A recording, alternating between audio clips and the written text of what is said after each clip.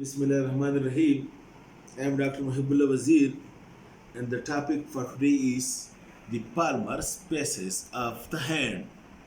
Now, look, this is the palmar surface of the hand, and it is being covered by a deep fascia, and the deep fascia over the thinner eminence and hypothinner eminence is thin, while the deep fascia in the central part of the palm of the hand, triangular central part is thickened.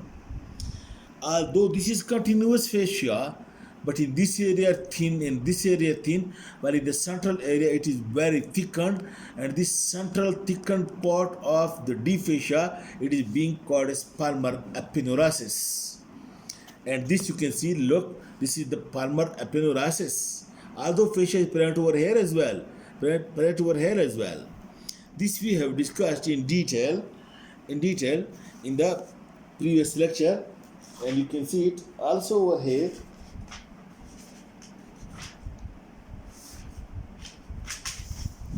This you can see also. This is the palmar thick aponeurosis, triangular in shape, narrow proximally and widened distally.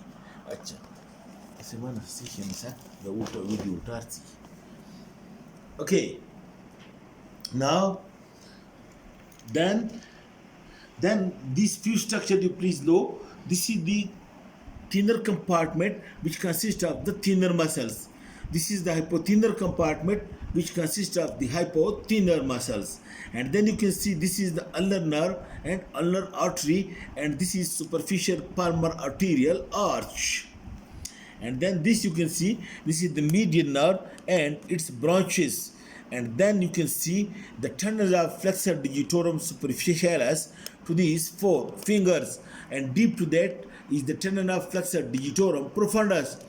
When you lift these four tendons of superficialis and profundus, then deep to it there is another palmar arterial arch which is deep arch. And then deep, if you lift all these structures, then you will be able to see these metacarpal bones, 1 metacarpal, 2, 3 and 4 and 5, and between them present over here there are muscles which are called as interossei muscles.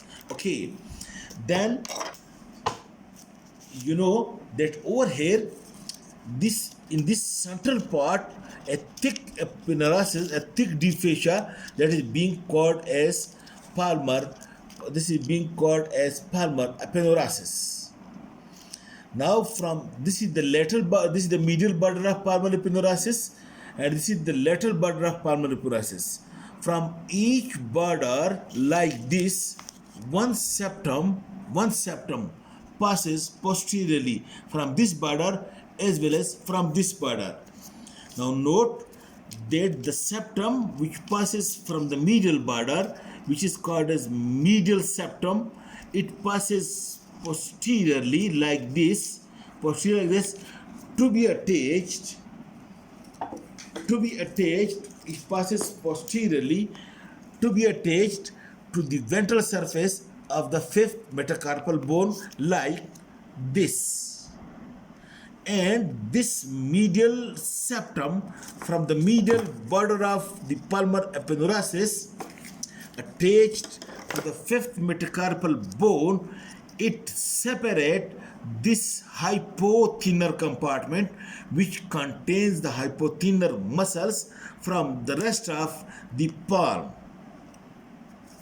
And from the lateral border of the palmar aponeurosis, one septum passes again posteriorly, and this septum, it passes posteriorly to be attached over here, look, to over here, to be attached to the medial border of this first metacarpal bone of the thumb, to the first metacarpal bone, attached over here.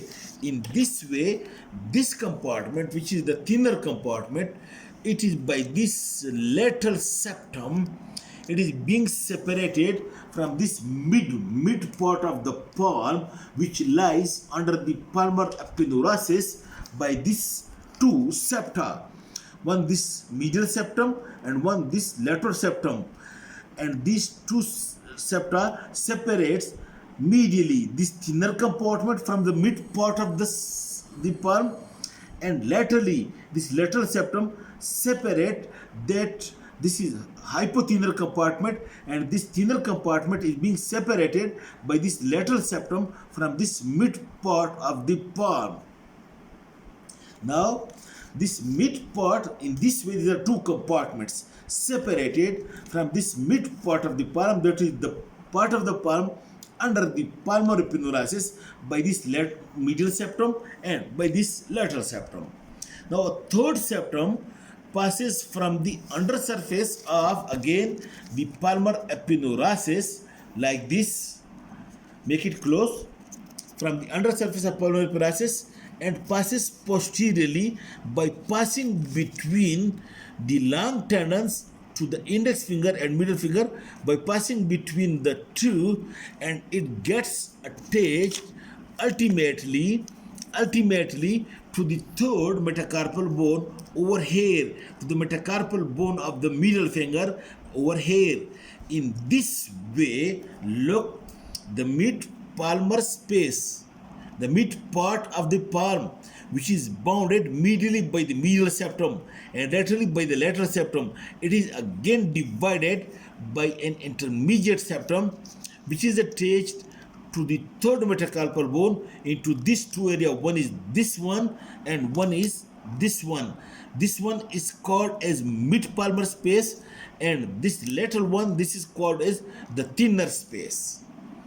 Look, don't confuse the thinner compartment and the thinner space with one another. Thinner compartment is the one which lies later to the lateral septum and it contains muscle, while the thinner space is the space which lies between this intermediate palmar septum and this lateral palmar septum. These two septa, this is the thinner space, and this space which lies between this medial septum and intermediate septum, this is being called as mid palmar space. It should better be called as hypothenor space, and this one is this is thinner space, and this one is hypothenor compartment, and this one is the thinner compartment.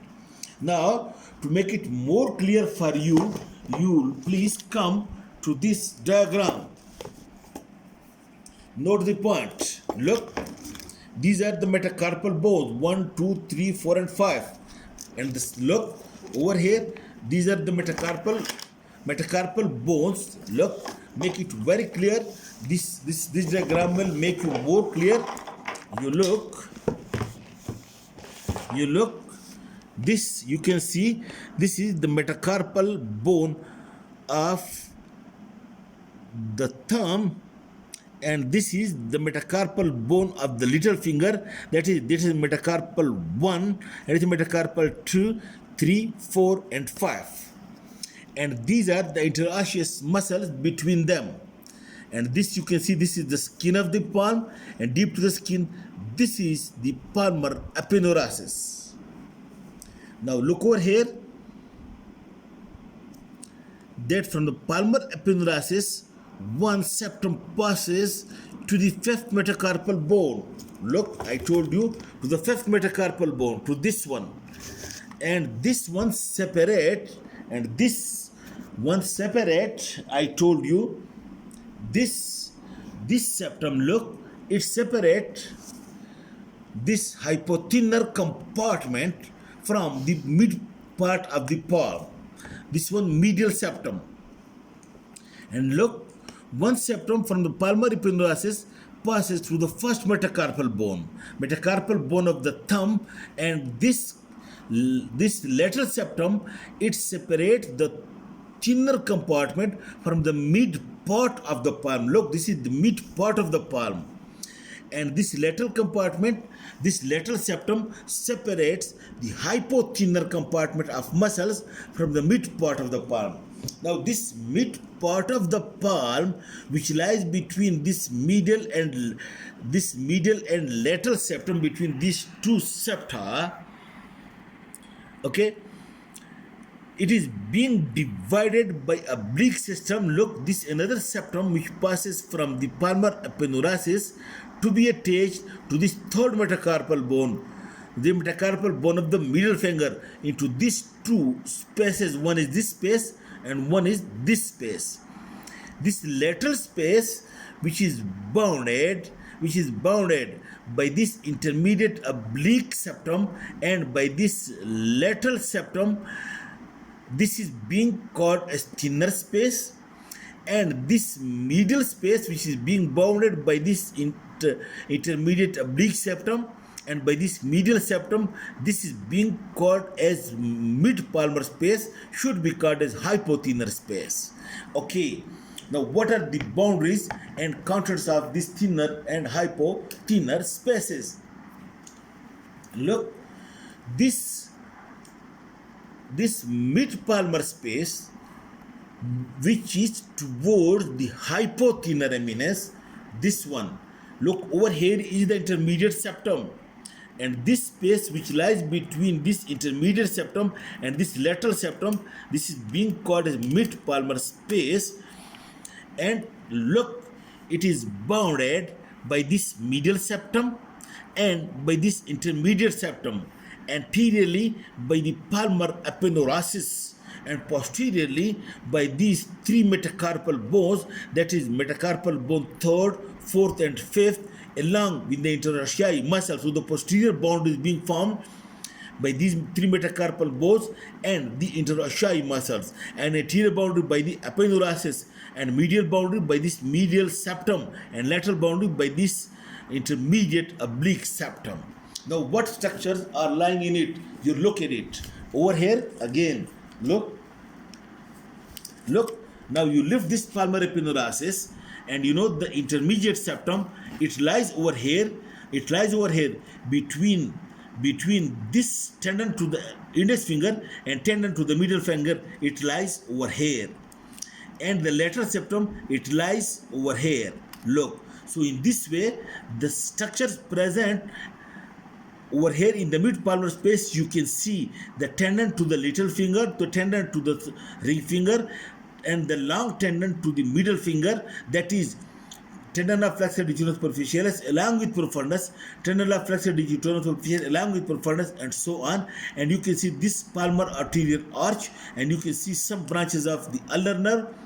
And then over here, of course, because from each tendon of flexor digitorum profundus originate the lumbrical muscle, so the fourth lumbrical, the third lumbrical, and the second lumbrical, they are also the content of this mid-palmar space. Okay, and then because the lumbrical passes distally like this, by passing through this space, the one, you can say that this mid-palmar space, it communicates with the rib space through this canal through which the lumbrical passes. But one another scientist, that is Moeller and Smith, they say that the distal part of this mid-palmar space is being divided into smaller spaces, not only for the lumbrical muscle but also for the digital vessels and nerves which want to go to the digits, nerves and vessels that want to go to the fingers, but digital vessel nerves. Okay, then the other space later to that, that is the thinner space. But look, this is the thinner space and this is the thinner compartment. This is compartment, this is the thinner space. And look, over here, this oblique septum, it lies between the flexor tendon to the index finger and flexor tendon to the middle finger. In this way, the first tendon of flexor digitorum superficialis and profundus, it lies lateral to that. In the same way, the first lumbrical also being lies lateral to that. So the boundaries of this thinner space, anteriorly again the aponeurosis, and laterally this lateral palmar septum, and medially this oblique septum that passes to the third metacarpal bone, and posteriorly you can see these two metacarpal bones. And the contents are, you can see over here, that is the tendon of flexor digitorum superficialis and profundus, look to the index finger, and then you can see these digital nerves and digital vessels as well, and then you see the first lumbrical which urinates from the profundus sternum also, and then deep to that you can see the abductor, the transfer head of the adductor pollicis muscle. This one, this one, this transfer head of adductor pollicis, it also lies in this compartment, and also the tendon of flexor pollicis longus, it also lies in this compartment. Flexor pollicis longus, tendon of superficialis and profundus, transfer head of adductor pollicis, and first lumbrical muscles. And you know, this septum is being pierced by a branch of the median nerve, and this septum is being pierced by a branch of the ulnar nerve. And then this is all about the palmar spaces in this way. Note one point, that the palm consists of, the palmar spaces are only two spaces, that is the mid palmar space and the thenar space, while the the hypothenar compartment and thenar compartment are only muscular compartment. Spaces are only two, which I described, and I hope you have got it. Okay, thank you very much.